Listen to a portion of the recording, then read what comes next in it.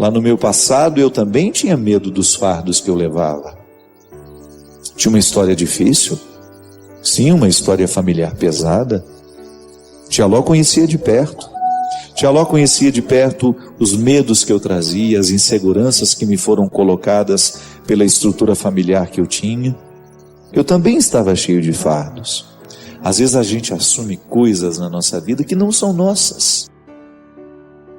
Eu estava assim naquele momento, assumindo para mim uma vida que não era minha, mas que eu corria o risco de passar ali, desperdiçar a oportunidade de ser quem eu era, naquele momento, num ofício que não era para mim. Um fardo.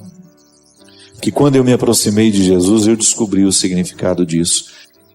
Ao fazer a experiência do Cristo, eu o recebo na minha alma, ele passa a ser o hóspede da minha alma, e ele começa a me ajudar a trabalhar comigo para fazer esse artesanato diário do meu caráter, da minha personalidade, percebendo o que em mim ainda não é semelhante a ele, fazendo comigo aquilo que talvez nenhum ser humano foi capaz de fazer. Nós somos tão necessitados, de ficar nessa presença de Deus e de refletir a nossa vida à luz dessa presença. Porque nós precisamos, só na presença do Senhor, que nós temos condições de tomar posse dessa ressurreição, que é preparada diariamente para mim e para você. Porque quando nós estamos verdadeiramente diante de Jesus, ele realiza em nós um despojamento. Primeiro ele faz a gente jogar tudo no chão, igual ele fez com o jovem rico. Tem que estar de mãos vazias para estar diante de Jesus. Esqueça tudo que você tem. Esqueça. Isso não servirá de nada no primeiro encontro. Só se encontra verdadeiramente com Jesus aquele que está despojado de tudo o que pensa ter alcançado até o dia de hoje. Vinde a mim todos vós que estáis cansados, carregados de fardos, e eu vos darei descanso. Tomai sobre vós o meu jugo e sede discípulos meus. Isto é, assuma aquilo que é meu e você vai perceber que muito disso é seu também. Jesus é o libertador, Jesus é a verdade, Jesus é a vida. Creia. Em audiência particular, sendo recebido por Ele, que tudo sabe do seu coração. Você ter a possibilidade de receber dele uma palavra, uma orientação, que possa encaminhar o seu coração para um novo tempo, porque isso é possível. A nossa fé nos garante isso. Nós somos filhos de uma promessa, nós somos frutos dessa promessa, que se cumpre diariamente na vida da igreja. É a presença do Cristo nos redimindo de todas as nossas fraquezas, nos entregando a oportunidade de um novo tempo, de uma nova sociedade que Jesus chamava de reino de Deus. Tomai sobre vós o meu jugo e sede discípulos meus, porque sou manso e humilde de coração, e encontrareis descanso para vós, pois o meu jugo é suave e o meu fardo é leve. Essa promessa de Jesus para mim, para você, essa promessa de Jesus que já mudou a vida de tantas pessoas, continua sendo absolutamente atual.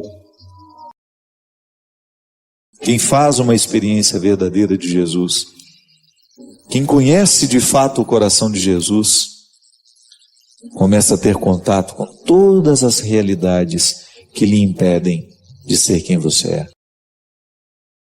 Quem de fato faz uma experiência do coração de Jesus, vai aprender a lidar com seus egoísmos, com suas mazelas, com seus defeitos, porque num coração que está consagrado ao coração de Jesus, a matéria-prima da nossa conversão são as nossas misérias.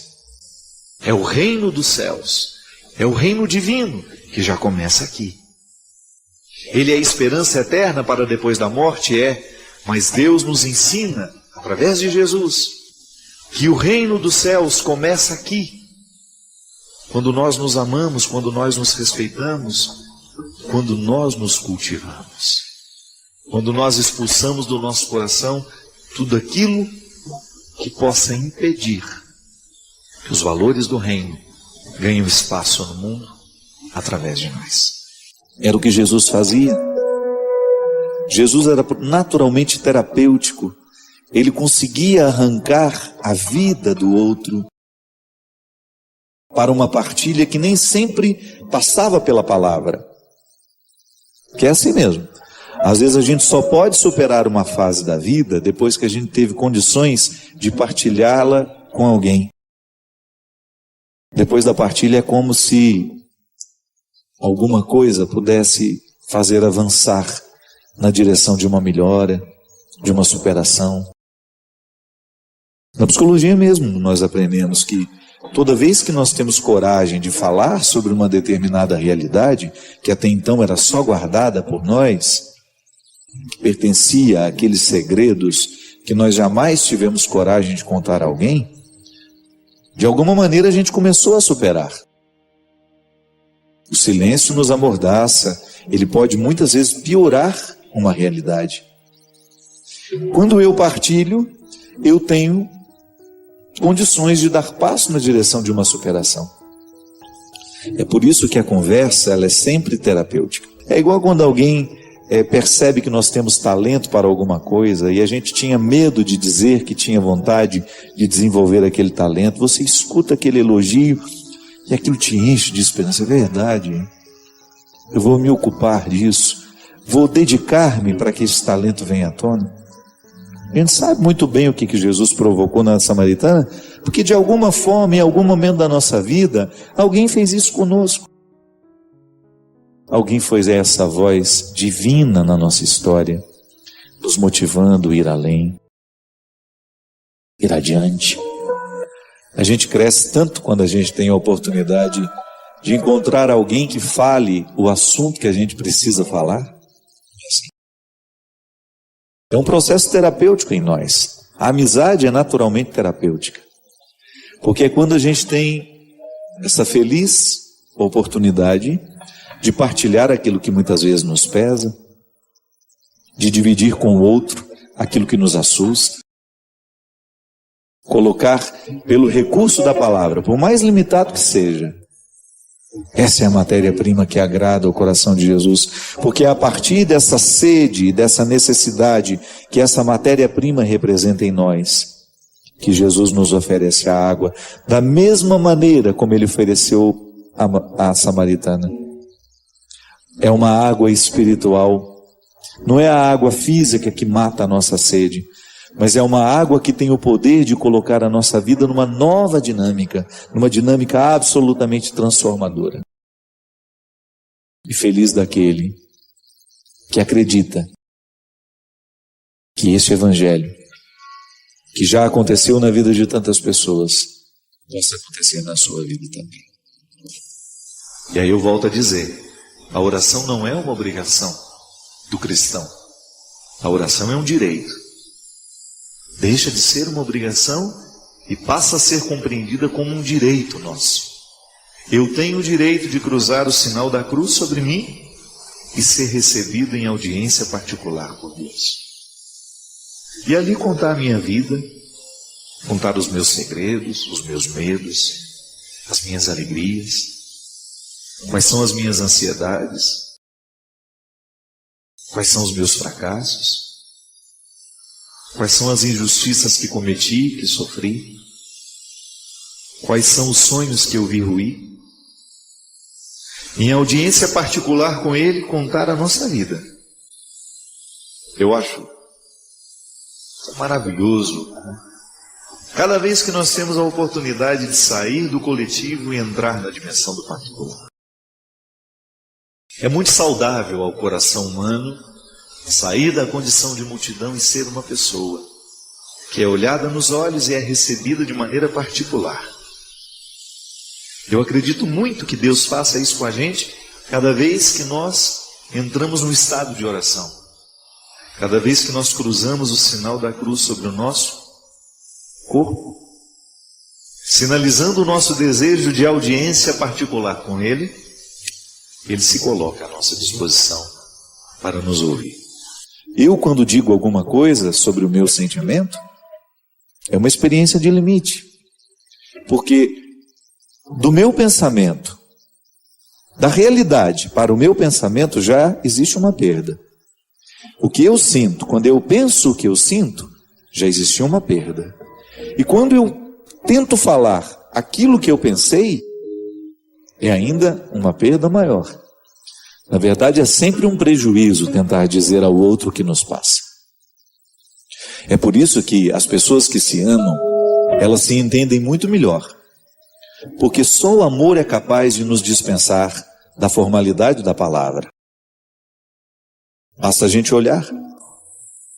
E a oração, essa audiência que Ele coloca de maneira particular diante do Senhor, lhe dá o direito de pedir isso. Senhor, aquilo que o Senhor fez ao povo de Israel, faça, Senhor, também na minha vida. Que a mesma ressurreição que o Senhor realizou na vida de Lázaro, que o Senhor realize hoje na minha vida também. Jesus tinha uma facilidade muito grande de arrancar o fardo do outro. Hoje o programa de direção espiritual quer dissipar todos aqueles entraves que porventura estejam no nosso coração. Queira o desassossego que lhe faz realmente crescer, porque ali Deus mora.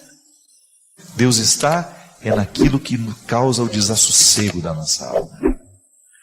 Quando você tem a oportunidade de inquietar-se, de questionar-se, e no questionamento e na inquietude, você traçar um plano, junto com Deus, que você sabe que nasceu do coração de Deus, para a sua transformação, que vai gerar transformação também ao seu redor. Porque onde existe uma pessoa em estado de transformação, de conversão, muitas outras também serão beneficiadas e que irão querer também aquela transformação, aquela mudança. Queira isso. Empenhe-se em descobrir no desassossego da sua alma o crescimento que você merece ter, que você merece viver.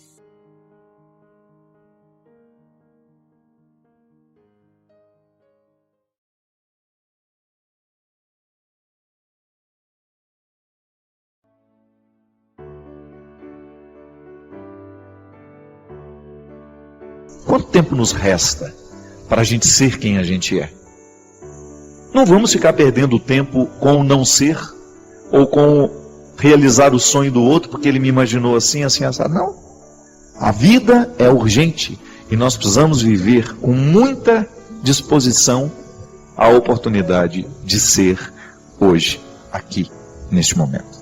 Muitas vezes nós não mudamos a atitude, é porque a gente não muda o jeito de pensar. É interessante como isso se dá muito na realidade quando eu tenho dificuldade de conviver com alguém. Se não muda o jeito como eu interpreto o outro, não vai mudar o meu jeito de tratá-lo.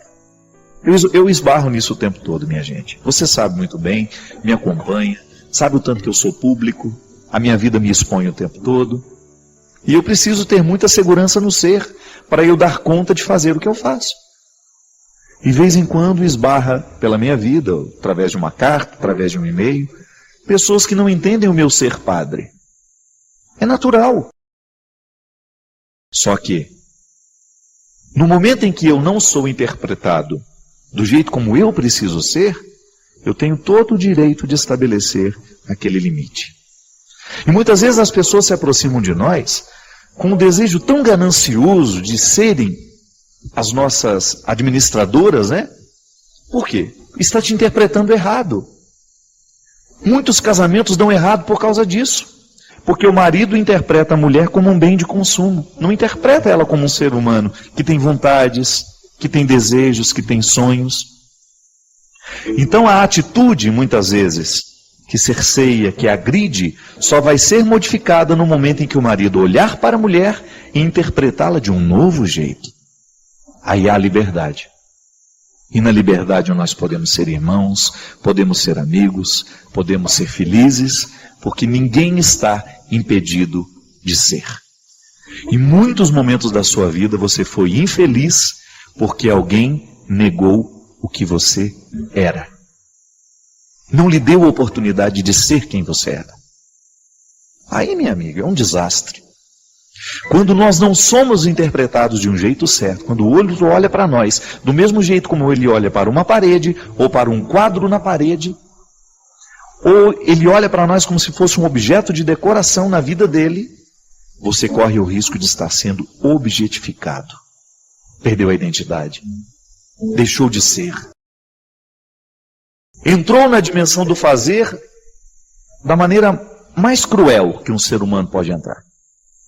Não há um outro jeito. Eu não sei, eu não posso ficar santo se eu não tocar nas minhas questões humanas, se eu não aprimorá-las. E modificar essas estruturas. Através de uma palavra, você de repente descobre que você está vivendo a condição de objeto. E que na condição de objeto, nenhuma felicidade pode ser possível à vida humana. E que nós não temos o direito de objetificar ninguém, nem tampouco aceitar ser o objeto do outro. É a vida. E é tão bonito quando nós descobrimos uns com os outros, né? Nossa, desculpa, eu estou te objetificando. Eu não estou deixando o seu ser livre. Eu não estou permitindo que você seja você. E o amor nasce disso, dessa capacidade de respeitar esses limites e de compreender que o outro está em processo de transformação, não naquilo que eu quero, mas naquilo que Deus quer para ele. Para isso nós nos amamos, não é? Eu, quando lhe quero bem, eu estou lhe proporcionando ser quem você é e, ao mesmo tempo, ajudando a retirar os excessos que prejudicam o seu ser. Viver a identidade é a gente, de alguma maneira, ter um referencial de quem a gente é e, a partir de saber quem a gente é, descobrir o que a gente deve fazer. Há sempre um ser que antecede o que faz. Isso é identidade. Assim como o médico. Ele é um homem, tem uma história e faz da medicina um exercício de ser. Não é verdade? Mas antes dele ser o médico, ele é aquele menino que foi educado lá no interior, ou foi aquele menino que cresceu na capital, filho de fulano, filho de cicrano, irmão de tal, daquele, deste. Há um ser que foi construído, há uma identidade que ele não perde. Ainda que a medicina o leve para conquistar muitos lugares do mundo, ele sempre terá uma raiz no ser. Ele é. E é isso que o identifica. Na verdade, quando nós entramos no consultório de um médico, de um advogado, de um profissional, aquilo que vai lhe atrair nele não é só o que ele faz com a profissão dele. Não é o tanto que ele sabe, não é o tanto que ele conhece da lei ou da medicina, mas é aquilo que ele é como pessoa.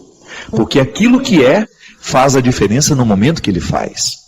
Você sabe fazer muitas coisas, mas sabe também, a partir dessa reflexão, que aquilo que você faz está totalmente tocado por aquilo que você é.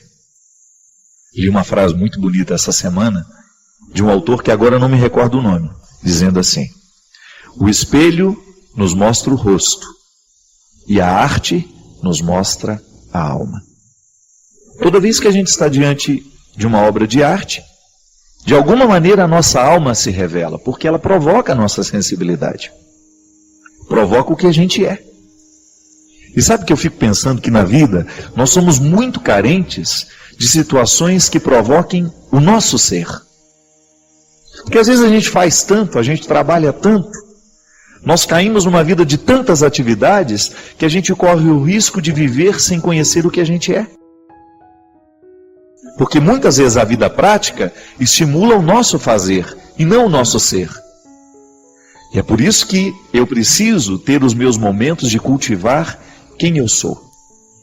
E é por isso que a nossa maturidade humana depende dessas visitas que nós fazemos ao ser. Porque é no ser que a gente modifica o que faz. Não adianta você querer modificar a sua ação se você não modificou a raiz que provoca essa ação. É muito mais profundo. Não adianta nada você tentar mudar uma atitude concreta e prática, se você não modifica o motivo da atitude que está no ser. O ser é a casa de todos os motivos, não é? O amor nasce no ser. É por isso que aquilo que a gente realiza, os nossos gestos de amor, eles estão diretamente ligados ao nosso ser que ama. É por isso que o coração, quando ele está acostumado a amar, quando o ser se projeta sempre para a solidariedade, para o amor, para a fraternidade, ele vai ter muita facilidade de fazer o bem. O gesto que eu faço, ele pode ser até bonito, pode ser até bondoso, mas pode não ter amor. Por quê? Porque falta muitas vezes uma conexão entre o meu coração e o meu gesto. É aqui, no meu pensamento, na minha atividade cerebral, nos meus motivos intelectuais, é aqui onde o meu coração bate, onde todos os meus sentimentos são processados, onde as minhas sensações também existem e me ajudam a ser quem eu sou, que a primeira dimensão do cristianismo se forma. É a formatação cristã, poderíamos usar um termo moderno, né? Quando você formata o seu computador, o que você faz? Você o transforma, você o retira, você limpa tudo aquilo que estava lá e você o projeta para um novo tempo. É o que o batismo faz com a gente. Ele nos retira de uma condição antiga e nos formata para uma vida nova. Então, a partir do meu batismo, eu estou mergulhado neste novo jeito de ser de Jesus. E porque sou cristão, as minhas atitudes nascerão naturalmente cristãs. Naturalmente é uma palavra difícil, né? Porque nem sempre é natural o nosso gesto cristão. Mas é porque falta a conversão do ser. É natural que eu queira o bem. É natural que eu não semeie discórdias. É natural que eu saiba controlar as minhas vaidades. É natural que eu saiba controlar os meus orgulhos. É natural que eu não queira mentir. Porque o ser está conectado em Jesus e sabe muito bem que viver a dinâmica de Jesus é justamente negar tudo isso. É não querer isso como parte. É não querer fazer parte destas misérias todas, não é? Quando olhamos para Jesus, nós descobrimos quem nós devemos ser. Como devemos pensar. Já falei aqui tantas vezes que o apóstolo Paulo compreendeu, porque Paulo era um homem muito culto. E, aliás, toda a teologia cristã esbarra o tempo todo nos conceitos paulinos, que foi ele quem deu, de alguma maneira, esse revestimento intelectual para o pensamento simples de Jesus. Aí o que ele fala? Que nós precisamos, primeiro, transformar a nossa mentalidade. É o que na filosofia a gente chama de metanoia. Você já me ouviu falar sobre isso? Metanoia é a mudança de mentalidade. Se gira para a direita, faremos girar para a esquerda. Mas eu gostaria de resumir tudo isso nessa frase, ou quem sabe em poucas palavras. Você é um território sagrado. Dizer que você é um filho do céu, mesmo que você já tenha errado muito na vida, mesmo que você já tenha fracassado muito, não importa. Hoje é dia de recordar que você é um território santo. E ao reconhecer que é um território santo, você tem o direito de desfazer todos os acampamentos irregulares que porventura aconteceram na sua vida. Pessoas que chegaram, estruturas, mentalidades, coisas que de repente foram tomando conta de você e que lhe transformaram num objeto, num bem. Se você souber, se você quiser saber, se você vive alguma forma de sequestro da subjetividade, é só você responder isso para você mesmo. Alguém te pede algo que lhe é nocivo e você é capaz de fazer só para poder satisfazer o outro? Cuidado, porque muitas vezes nós achamos que isso é amor e não é. Amor, a doação ao outro, nunca, mas nunca mesmo vai pedir que você se autodestrua. Você pode se sacrificar, mas sacrifício não é sinônimo de destruição. O sacrifício não nos destrói. O sacrifício nos torna mais nobres. Por exemplo, o outro vem e fala assim, você vai fumar essa maconha para provar que você me ama. Você vai fazer esse sacrifício por mim. Não, isso não é sacrifício. Sacrifício é você retirar uma realidade de um contexto comum e você dar a ela um significado sagrado. Então eu vou fazer o sacrifício de passar a noite acordado com uma pessoa que está doente. Por quê? Porque eu amo essa pessoa. Porque essa pessoa tem um significado para mim. Então eu vou sacrificar a minha saúde ali naquela noite. E vou dar do meu tempo, dessa atitude comigo. Comum. Veja bem, uma noite sem dormir é algo comum. Mas o sacrifício eu pego essa noite sem dormir e dou a ela um significado sagrado. Fiz dela um sacrifício. Aquilo que era comum, ficar sem dormir, eu dei um significado nobre. Eu sacrifiquei. Tornei sagrado.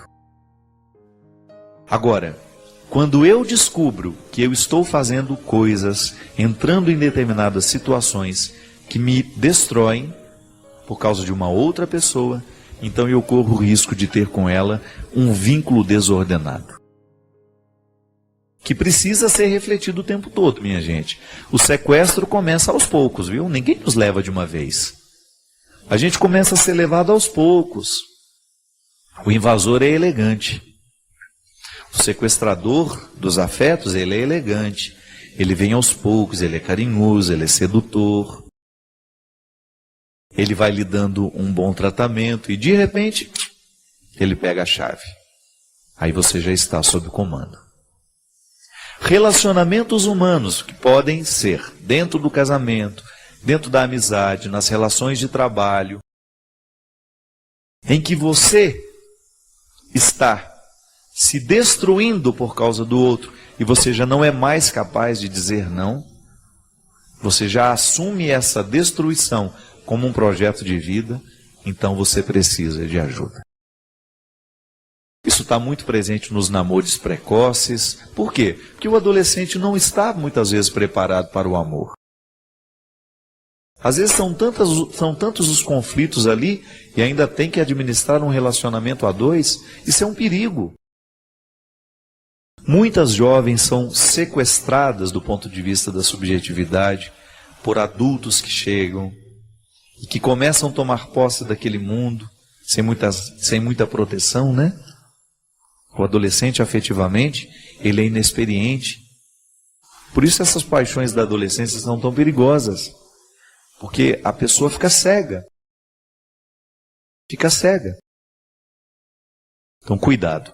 Toda vez que você descobre que você está vivendo um relacionamento que está lhe roubando, estabeleça os limites.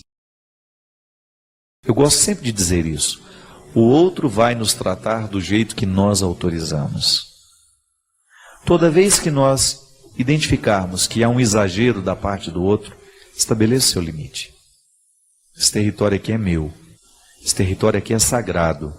Só vai entrar se tirar a sandália dos pés e reconhecer que eu não sou você, que eu não sou a sua extensão, que eu não tenho a obrigação de ser você de novo, que eu não tenho a obrigação de viver para satisfazer os seus desejos, que eu não tenho que ser o seu objeto, né?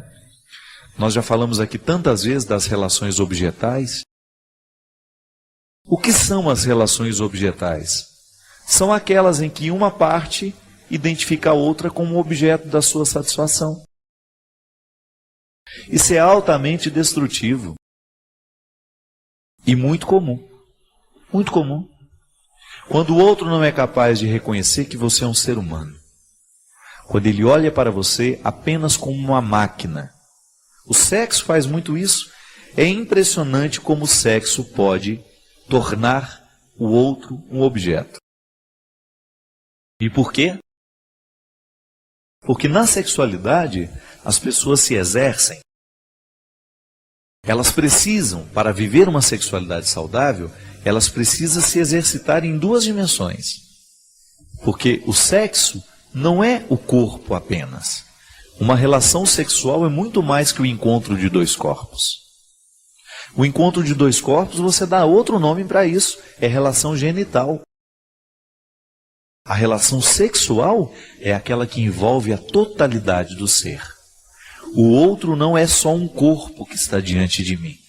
O outro é um ser que tem a dimensão do prazer sexual, físico, genital, mas que só tem sentido se for plenificado com o significado sexual da totalidade. É alguém que está sendo amado, é alguém que está amando. Mas nem sempre isso acontece. Cíntia, o que a gente precisa fazer para ajudar a acordar essas pessoas que precisam ser ajudadas, que não estão conscientes do processo autodestrutivo que estão vivendo, é a gente apontar justamente para isso. Faça essa pergunta tão desconcertante para ela. Espera aí, é seu projeto de vida agora ser objeto? Nasceu para ser objeto? Está disposta a viver este tempo da vida como objeto do outro? Você não acha que você merece ser feliz? Você não acha que você merece quebrar essa cadeia de destruição que o outro está lhe impondo, trazendo uma série de coisas ruins, nefastas, nocivas? Acordar o outro para isso. Você já me ouviu falar sempre isso aqui, eu não perco a oportunidade. Toda vez que eu tiver a oportunidade de falar contra os vícios socializados e não socializados, eu vou falar, porque eu vejo nisso uma causa de destruição muito grande para as pessoas. Quantos jovens hoje estão perdendo a sua vida porque não são capazes mais de dizer não ao crack, à cocaína, à maconha. Se matam, minha gente. Roubam a própria família. Por quê? Porque perderam o amor próprio. Quando a gente perde o amor próprio, a gente é capaz de qualquer espécie de prostituição. E a gente se prostitui de diversas formas, não é só no corpo, não. A gente se prostitui na mente, a gente se prostitui no caráter. Quando eu me junto aos mentirosos para poder ter algum proveito. Quando eu começo a receber na minha vida situações abomináveis, e eu começo a fazer pacto com tudo isso, estou me prostituindo. A gente precisa estar o tempo todo conscientes que nós não nascemos para projetos tão mesquinhos. Nascemos para muito mais. O projeto de Deus na nossa vida, na nossa história, é para muito mais. Nós não podemos nivelar por baixo. Deus sonhou para mim e para você situações muito mais nobres. Eu não quero desperdiçar as horas que tenho com mesquinharias. Eu não vou desperdiçar o meu tempo de comunicação com fofocas ou respondendo às agressões, não. Não quero dar tempo. Eu não quero dar do meu tempo. Não quero perder o meu tempo com aquilo que eu sei que não vai me construir, nem tampouco construir o que está se comunicando comigo. A opção pela vida, ela passa o tempo todo nas pequenas coisas. Hoje eu preciso assumir este papel. Eu sou o guardião deste território. E é com Deus que eu faço essa guarita. Essa sentinela, essa vigilância. Jesus dizia de maneira muito sábia aos seus amigos, referindo-se à chegada do reino, à escatologia, à volta, vigiai e orai. Essa postura cristã. Eu preciso vigiar o tempo todo as minhas escolhas, eu preciso vigiar o tempo todo o que está acontecendo comigo, os relacionamentos que eu estou estabelecendo, quais são as influências que eu estou trazendo para a minha vida, qual é a mentalidade que eu estou permitindo que se misture na minha. E orar sobre isso, refletir, vigio e reflito. E se preciso for, mudo de rumo, mudo de foco. Porque não posso perder tempo. Você não pode perder tempo. Você não tem o direito de infelicitar o projeto que Deus tem para você, que é maravilhoso. Não pense que Deus pensou pequeno em você. Deus pensou muito grande com você. E tudo aquilo que Ele espera de você está aí dentro de você. Só precisa fazer florescer, só precisa fazer frutificar. Só quem já provou a dor, quem sofreu se amargurou, viu a cruz e a vida em tons reais. Quem no certo procurou, mas no errado se perdeu, precisou saber recomeçar.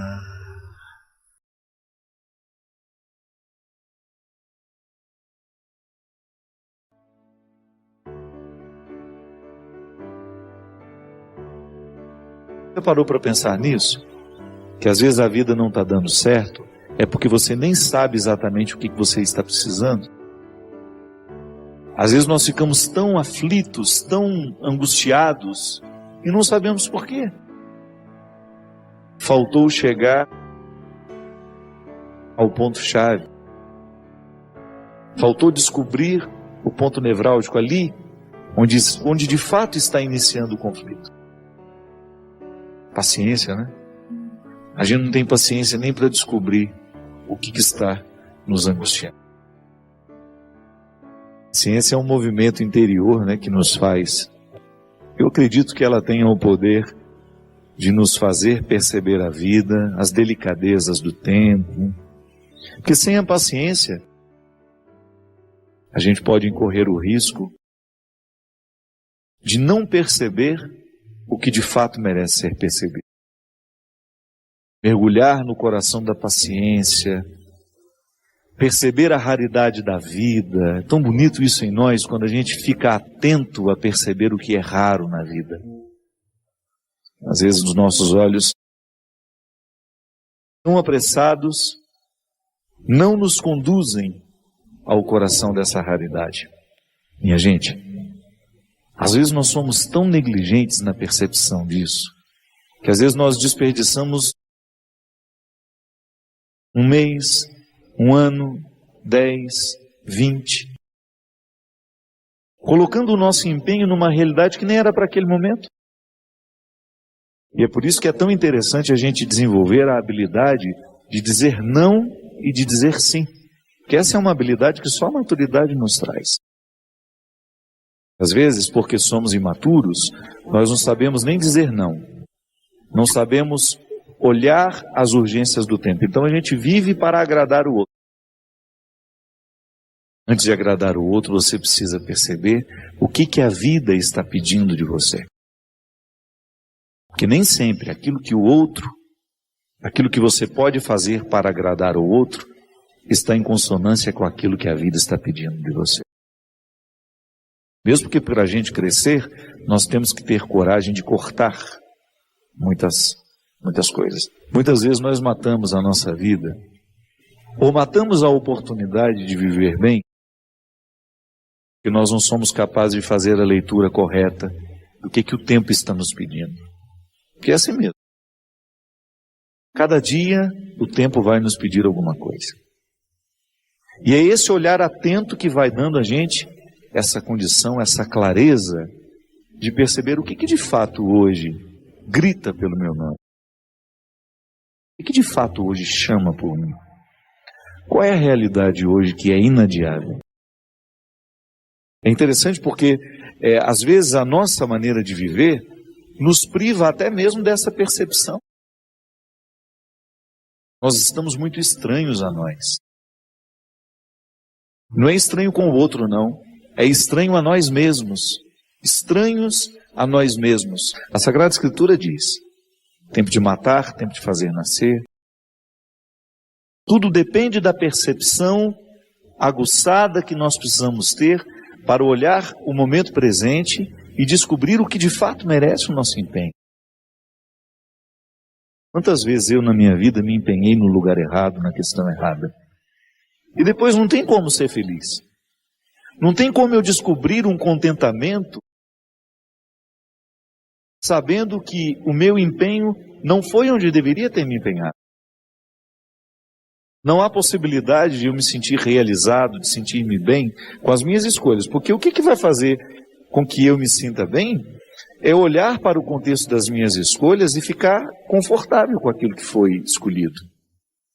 Há momentos que a própria vida te mostra a necessidade de chorar, de jogar para fora os seus excessos.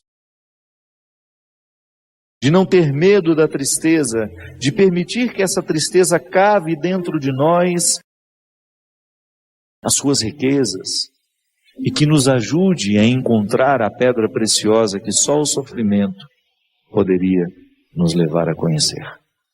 Depois vem o riso. O riso não nasce por acaso. O sorriso é o resultado da lágrima bem chorada. O sorriso é o resultado final de um processo de luta que nós estabelecemos, de observar dia a dia qual é o empenho que aquele dia me pede, o que hoje eu preciso fazer para ter o direito do sorriso amanhã. E é bom, você sabe por quê? Que à medida que nós estamos passando o perrengue, sabendo que ele será construtivo, já nascem pequenos sorrisos ao longo desse processo. Quando a gente fala de um sorriso final, é apenas a metáfora de um processo bem feito, bem vivido, né? Que às vezes nós ficamos sem alma. O corpo precisa de alma. Sim, eu preciso de sustento para a minha vida. Eu preciso de significar a minha matéria. Eu preciso colocar alma em tudo aquilo que sou eu, até na casa onde eu moro. Eu sempre saio de casa, e agora eu fiquei 17 dias fora de casa, e a vida tem me ensinado que a casa não é um aglomerado de paredes. A casa é um sentimento que me ocorre. Não é só uma construção material, não. E como é que nós percebemos que a gente não se ama? Quando nós identificamos no nosso jeito de viver e de ser comportamentos que denunciam que nós não nos cuidamos mais na vida, que nós fizemos escolhas erradas e a gente não fez muito esforço para mudar, que nós fomos dormir com os lixos todos os dias e que nós fizemos do nosso coração um terreno baldio onde todo o lixo do mundo foi depositado. Essa pequena parte, a pequena parte do mandamento é o desafio. É muito fácil você mexer na vida do outro. A coisa mais fácil que tem, às vezes quando a gente vai para algum encontro, né, você fica escutando o pregador falar: meu Deus, mas a comadre Geralda tinha que estar aqui, gente. Mas é tudo que a comadre Geralda precisava ouvir, gente. Não é? Ainda bate não, tá vendo? Poxa, você que estava lá. Aí vem a comadre Geralda, Benedita, né? Todo mundo. Não, eu não quero saber no que seu vizinho precisa da minha palavra, não. E nem você que está em casa, viu? Ligando para sua comadre para ela assistir. Padre Fábio está falando tudo que você precisa ver. Não. Eu não estou nem um pouquinho preocupado com aquilo que você... Do outro, não. Eu não quero saber o quanto que você reza, eu não quero saber o quanto você vai à missa, isso não me importa hoje. O amor a Deus nós vamos falar em outro momento. Primeira noite desse acampamento não é nem para a primeira, nem para a segunda questão. É o do meiozinho. É o que pode passar desapercebido. Porque às vezes nós achamos que o mandamento, ele será bem cumprido se a gente amar a Deus e ao outro. E você? Porque a qualidade desses dois amores depende desse tanto que você se cultiva. Ah não, padre, me deixa sossegado. Estou aqui fazendo a minha caridade. Faça a caridade por você primeiro. O primeiro a necessitado de caridade nessa vida é você, sou eu. É o momento em que a gente olha para a gente mesmo. É o momento em que a gente se recolhe, é o momento em que a gente se cuida, é o momento em que a gente se ama, porque é ali que Deus está agindo, na capacidade que Ele tem de lhe reerguer, de lhe fazer acontecer. E aí, o seu próximo será beneficiado com um ser humano que está sendo trabalhado aos poucos, pela força do amor que Deus manifesta em você. E a família toda agradece depois que você se ama. Toda. E os seus amigos vão agradecer porque você se ama. E os seus vizinhos vão agradecer porque você se ama. E o céu estará em festa porque você se ama. Porque onde existir um ser humano realizado, nele Deus estará revelado. Olhe para um ser humano feliz e você pode dizer: Ele está no meio de nós. Através dessa criatura aqui. Quantas vezes, minha gente? Quantas vezes você experimentou no seu coração a desolação? E você não foi capaz de amar ninguém. É impressionante o quanto que, quando o desamor, esse desamor que nos destrói, o quanto que ele nos incapacita para olhar com inteligência para Deus e para as pessoas, não é verdade?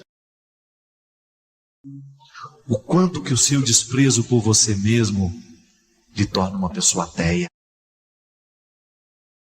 O quanto que o seu desprezo por você mesmo lhe torna intragável com o outro. Vá conviver com uma pessoa que não se gosta para você ver o que é. Vá conviver com uma pessoa que se despreza o tempo todo para você ver como é. Vá conviver. Aí você fala: eu já estou convivendo, padre. Não age. Nós precisamos nos converter para isso. Nós precisamos descobrir da alegria, a satisfação que há em a gente ser o que a gente é, mesmo com os defeitos que a gente tem. É maravilhoso a gente olhar para a gente mesmo e pensar: meu Deus, quantas coisas hoje eu tenho. Quantas coisas maravilhosas hoje podem acontecer na minha vida. E eu não tenho o direito de negligenciar isso. É Deus que olha para mim e para você hoje. Mira, porque Deus mira. É muita gente, mas Ele mira. A minha conversa é com você. É você que eu quero. É você, pronto. É você mesmo. E sabe o que eu quero fazer na sua vida? Que você saiba. Para que depois as outras duas formas de amor sejam naturais em você. Senão você vai ter que ficar fazendo esforço demais. E não precisa. Quando o amor nos atinge, tudo fica mais leve. Dá trabalho? Dá. Leva prejuízo? Leva. Mas você leva feliz. Porque você vai experimentar a graça de dar ao outro aquilo que você dá a você mesmo. Se você é capaz de ser misericordioso com você, você vai ser capaz de ser misericordioso com o outro também.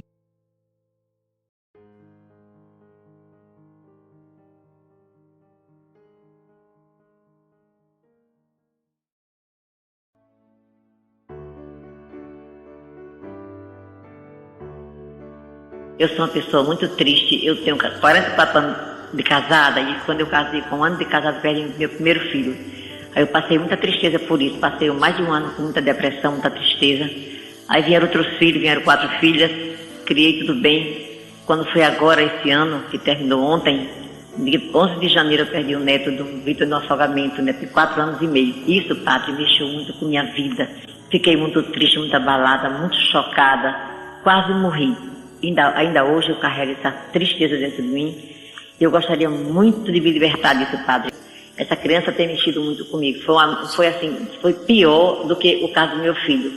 Foi muito pior, porque foi assim, meu filho foi uma morte assim, súbita, porque tomou um mingau, e em seguida, ele não se engasgou, mas em seguida foi ingerido para os pulmões o mingau que ele tomou.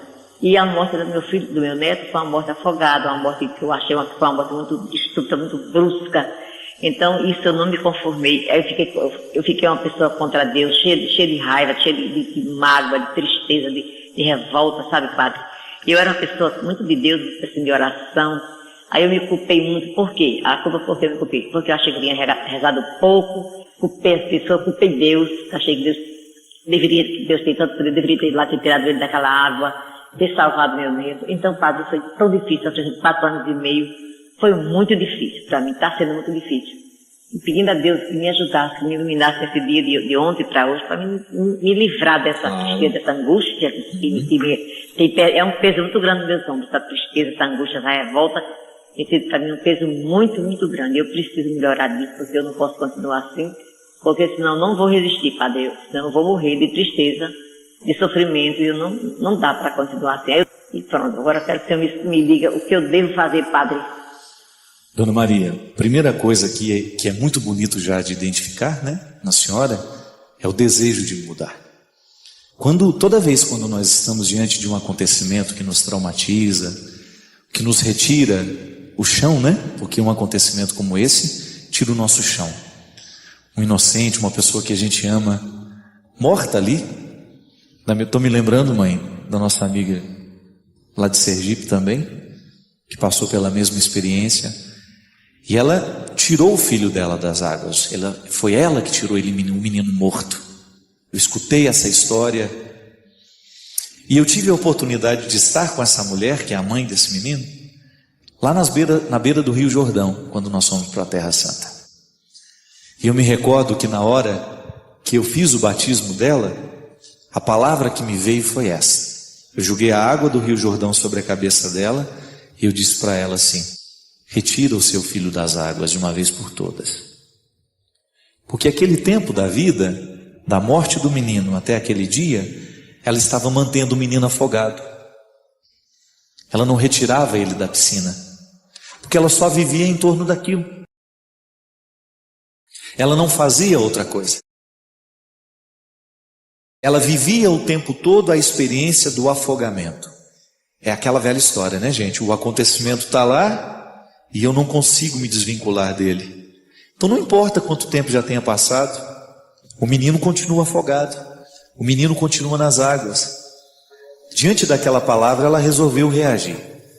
E foi muito bonito ouvir isso deles. Padre, a gente agradece muito porque aquela palavra ajudou a minha irmã a continuar a vida dela. Dona Maria Dulce, quem dera eu pudesse retirar essa dor de dentro do coração da senhora. Mas quem sabe a senhora possa começar a também retirar o neto da senhora das águas. Não mantenha ele afogado mais não.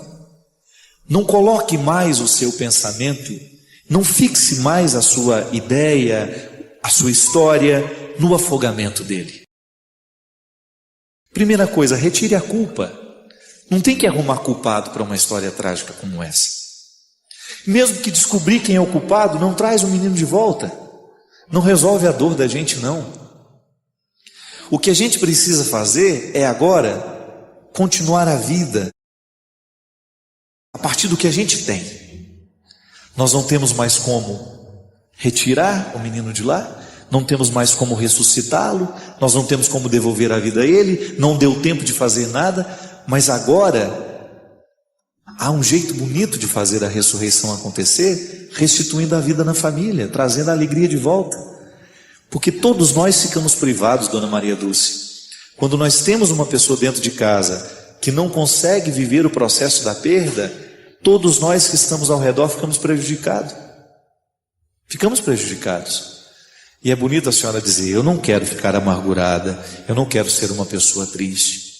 Esta reação já é a ação de Deus na senhora. O tempo da revolta ele faz parte da vida. Nós somos humanos, nós somos frágeis, a gente se revolta mesmo, a gente vai gritar, a gente vai blasfemar, mas isso tem que ser passageiro. O grito e a blasfêmia não corrige o coração da gente, não. O que corrige o coração da gente é a oração de entrega. E essa tem que ser a oração da senhora, da filha da senhora. Senhor, eu não tenho como mudar a morte do meu neto, por isso eu quero entregá-lo ao Senhor. Eu quero que o Senhor cuide dele e retire de nós esta culpa. Conceda-nos a graça de continuarmos vivendo sem precisar achar um culpado para esta tragédia. Entregar nas mãos de Deus não significa a gente se alienar, não. A gente só entrega nas mãos de Deus aquilo que já não tem mais jeito, porque o resto a gente faz, a gente corre atrás, porque Ele está nos ajudando a realizar. Mas aquilo que não tem mais jeito, deixe nas mãos dele. Retire esse peso da senhora. A senhora está querendo resolver o problema e não tem como resolver esse problema. Não tem como mais trazer esse menino de volta. Por isso que hoje retirá-lo de forma definitiva das águas é deixar e aceitar que a morte aconteceu, mas que agora nós queremos continuar a vida. qualificando o nosso dia a dia, a nossa história, preparando o nosso futuro de maneira mais bonita. Entregue nas mãos do Senhor esse neto tão querido e veja nele um intercessor a rezar por vocês. É um legítimo representante no céu, um legítimo representante da família que está no céu sem sofrimento, não há nada de ruim, somente nós aqui que ficamos que precisamos dar um jeito nessa dor. Na palavra, a comunicação se realiza. No silêncio, ela se completa, pois a compreensão se concretiza a partir do silêncio. Há poder em ambos e a sabedoria é usar bem esses dois tempos da comunicação. Dentro de uma composição, as pausas são tão importantes quanto os sons. Uma boa orquestra é aquela que executa bem as dinâmicas das pausas e das continuidades. Mesmo no silêncio da pausa, a canção continua. Não diga as coisas com pressa. Mais vale um silêncio certo que uma palavra errada. O poeta mineiro Carlos Drummond de Andrade recomendava aos poetas: convive com os teus poemas antes de escrevê-los. Tem paciência se obscuros, calma se te provocam. Espera que cada um se realize e consuma com seu poder de palavra e seu poder de silêncio. A recomendação do poeta é sábia e pertinente. Um poema só é bom, se maturado na sementeira do silêncio. Antes de se tornar palavra, a poesia é a experiência de vida silenciosa. Os artistas sabem disso e nós precisamos aprender. Demora naquilo que você precisa dizer. Livre-se da pressa de querer dar ordens ao mundo. É mais fácil a gente se arrepender de uma palavra dita do que de um silêncio. Palavra errada na hora errada pode se transformar em ferida naquele que ouviu, também naquele que disse. Há muitos momentos da vida em que o silêncio é a resposta mais sábia que nós podemos dar a alguém. Na pressa de falar, corremos o risco de dizer o que não queremos. E diante de tudo o que foi dito, nem sempre temos a possibilidade de consertar o erro. Palavras erradas costumam machucar para o resto da vida. Já os silêncios certos, esses possuem o dom de consertar. Por isso, prepara bem a palavra que será dita. Palavras apressadas não combinam com sabedoria. Os sábios sempre preferem o silêncio. E nos seus poucos dizeres está condensada uma fonte inesgotável de sabedoria. Não caia na tentação do discurso banal, da explicação simplória. Queira a profundidade da fala que nos pede calma. Calma para dizer, calma para ouvir. Uma regra interessante para que tenhamos uma boa compreensão de um texto é justamente a calma. Só assim podemos adentrar nos significados que o autor quis sugerir e, consequentemente, mergulhar no mistério do seu texto. Leituras apressadas podem fomentar equívocos. E equívoco é uma espécie de desentendimento entre o que escreve e aquele que lê. É uma forma de obstáculo para a compreensão da linguagem. Na comunicação verbal cotidiana, isso sempre acontece. Dizemos e não somos compreendidos. Diante do impasse, duas realidades são possíveis. Ou alguém disse com pressa, ou alguém escutou sem atenção. Dizer e ouvir requerem silêncio. Só diz bem aquele que pensou antes no que iria dizer. E ouve melhor aquele que se calou para escutar. A regra é simples, mas exigente. Por isso hoje, neste tempo de palavras muitas, queiramos a beleza dos silêncios poucos. Eu sei que muitas vezes nós somos vítimas das palavras malditas. Não são poucas as vezes em que palavras malditas chegam até os nossos ouvidos. Uma palavra pode ser maldita por causa do conteúdo que ela tem, ou então por causa da forma. Hoje eu estava lendo um texto, coincidentemente, falando da música das palavras. E o escritor estava dizendo que Para cada palavra, há uma música diferente que nós podemos colocar nela. De maneira que você pode dizer uma coisa muito dura a alguém, mas você colocar uma música que faça bem ao ouvido de quem escuta. Então a pessoa escuta aquela palavra dura, mas com uma música bonita.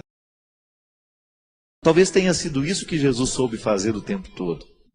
Jesus dizia coisas muito duras, mas a música das palavras de Jesus era extremamente sedutora. Porque ele sabia muito bem que não adiantava dizer as coisas sem musicalidade. Não adianta nada a gente dizer as coisas com braveza. Não. A gente será muito mais bem entendido se a gente buscar uma música suave para colocar a palavra dura. Você experimenta isso na sua vida todos os dias. Quando você precisa dizer alguma coisa de muito sério aos seus filhos, e às vezes você não sabe nem por onde começar porque você tem medo do conteúdo que você vai dizer. O conteúdo é duro, é de exigência. E os nossos filhos não estão muito acostumados a serem exigidos. Eles entraram nessa mística do mundo de hoje, nessa tendência do mundo de hoje, de que tudo tem que ser muito simples, tudo tem que ser muito fácil e rápido. E educar os filhos muitas vezes requer um discurso duro, exigente. Então você vai descobrir junto de Jesus que é possível dizer coisas duras com musicalidades atraentes. É isso que fazia com que as pessoas parassem para prestar atenção no que Jesus tinha a propor. O reino de Deus que Jesus propunha não era coisa fácil, não era coisa simples. Dá trabalho construir o reino. Mas ele construía de um jeito tão terno que as pessoas esqueciam a dureza da palavra e se prendiam na música que envolvia aquela palavra. Por isso o seguimento acontecia com tanta intensidade, por causa da música que estava revestindo tudo aquilo que ele dizia. Minha gente, muitas vezes o que a gente faz de errado não é o que a gente diz, mas é como a gente diz. É a música que a gente coloca na frase. Pode ser que hoje você tenha ferido alguém com aquilo que você disse. Pode ser que hoje você tenha sido ferido por alguém com aquilo que você disse. E talvez você não tenha errado naquilo que você disse. Você tinha razão naquilo que você disse. Você estava certo ao reivindicar o que você reivindicava ou ao dizer aquela verdade que você disse. Mas talvez você não tenha escolhido o melhor jeito de dizer. Talvez você se perdeu na pressa, na raiva, na ira. É estranho, mas na vida a gente perde a razão quando a gente fica bravo. Na vida a gente perde a ternura quando a gente se irrita, porque a ira, ela tem o poder de retirar de nós a sabedoria. E quando nós estamos fora da sabedoria, geralmente nós não sabemos colocar músicas nas palavras. Todos nós gostamos de música. Todos nós gostamos de ouvir aquilo que entrou um dia dentro do nosso coração, nos fez bem. Por quê? A palavra veio com música, ela não veio sozinha. O intérprete colocou naquela palavra uma intenção tão bonita que você de fato acreditou naquilo que ele estava cantando. Uma canção bem interpretada, ela expressa todo o poder de verdade que o compositor quis dar.